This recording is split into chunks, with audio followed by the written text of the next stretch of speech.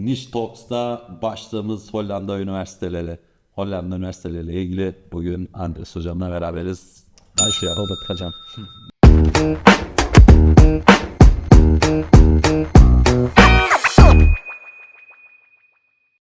Merhabalar, nasılsın Andris? Hoş bulduk hocam, iyiyim hocam. Siz nasılsınız? Bugün bence eğlenceli bir çekim olacak.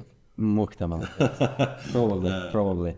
Evet, Andris, Hollanda Üniversite süreçleriyle ilgili bugün aslında takipçilerimizin bilgilerini, yani doğru bilgiye ulaşmalarını sağlamak için seninle beraberiz, süreçleri takip eden kişi olarak. İlk başlamak istediğim konu şu. Hollanda üniversitelerinin sıralamaları nedir? Dünyada Hollanda'daki kıymetli üniversitelerden sana göre ilk 4'e hangisi? Of course, there are many universities that students want to join. There are many universities that are inside the QS rankings in the top 1,000. Normally, the rankings start from around 100. They finish around 400. Of course, one of the best which students are always looking for is going to be always Delft University. Afterwards, of course, it can change students' wants and needs. It could be Eindhoven Technological University, Erasmus University, Leiden University.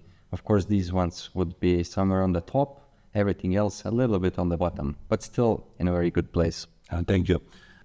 Şimdi uluslararası programları kabul eden üniversiteler sistemde aslında Hollanda'da önemli. Yani öğrencinin belli bir diploma programından mezun olmasına çok önemsiyorlar.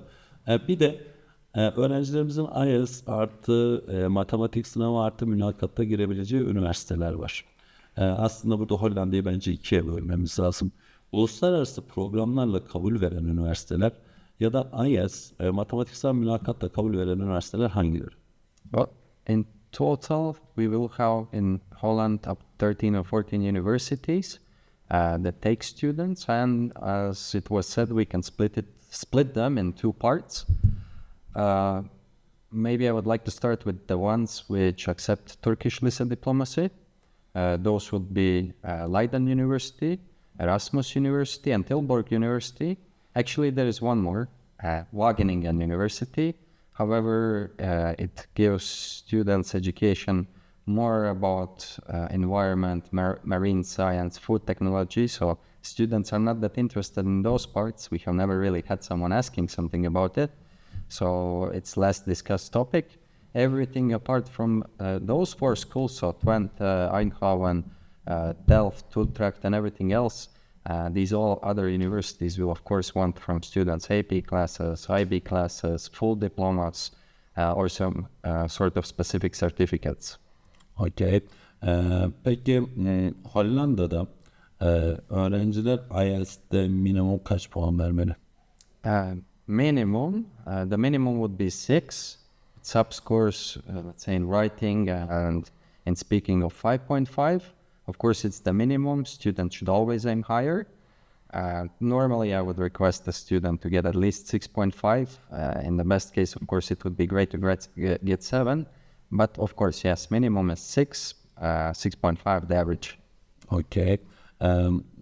Bir de sormak istediğim şu var aslında. Tabii Hollanda'ya aslında kabul süreçlerinde bence Hollanda başvurusu yapacak velilerimizin ve öğrencilerimizin bilmesi gereken bence bir husus var.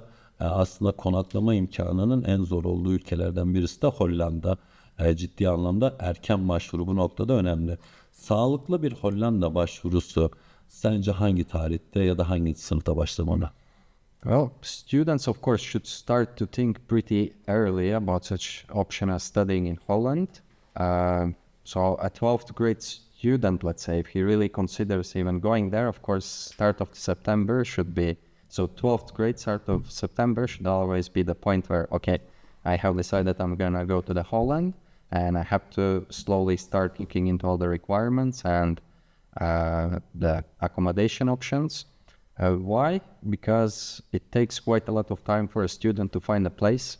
Let's say if the student is lucky, around 3 months to find a suitable place or apartment to stay at. Could be sometimes up to 5 or 6 months, let's say, if the student is a little bit more unlucky. But everyone still has to find a place. Universities Unfortunately, for universities, it's illegal to have their own dormitories. There are some other companies, but that's a little bit more like up to the luck and lottery whether the student could actually get in such kind of place. Aslında yavaş yavaş da son sorularımı sormak istiyorum. Hollanda'da eğitim rakamlarına kadar tam başlıyor minimum ve maksimum karşımıza çıkacak eğitim ücretleri nedir? If we think about bachelor programs, then it would start minimum at 9,000 euros up to 20,000 euros. But if we look at average, then should think, okay, I should be probably spending somewhere around 13 or 14,000 euros if we are thinking specifically about the popular programs. If it's about master's students, the stories are very different. Can start again somewhere around 12, 15, and can go up to 25 or even higher depending on university and type of the program. Son olarak da hani baktığımız zaman bir öğrencinin konaklaması hani minimum 9.000 hani eurodan bahsettin. 9.000 euro eğitim rakamı da olduğunu varsayarsak konaklaması eğitimi öğrencinin harçlığıyla birlikte aslında totalde Hollanda'da bir yıllık eğitim maliyeti senin öngöründe ne olur? I would have to do a little bit of maths here. So a student would need around 15,000 euros for the education. A student would need around 15,000 euros also to show in their bank account to be able to get also the so-called oturmesne. Student monthly would need minimum 600 for their accommodation costs, so that adds already up to what does it make? 600 times 12, 6,000, 7,200 plus 30,000, 37,000 euros. Plus, we didn't even talk about food and public transportation and so on. So let's say 45,000 for the first year. The following years, you have to still show that you have enough money in your bank account, of course, to study there and to stay there, but should remove 15,000 from it. So quite a high number. Aslında Hollanda için şunu söyleyebiliriz tabii. Avrupa'da baktığımız zaman eğitim rakamlarının tam bir İngiltere olmasa da ikinci sırada yer alabileceği ücretlerin yüksekliği noktadaki ülke Hollanda diyebiliriz. Teşekkür ederim Andris. Ne demek hocam?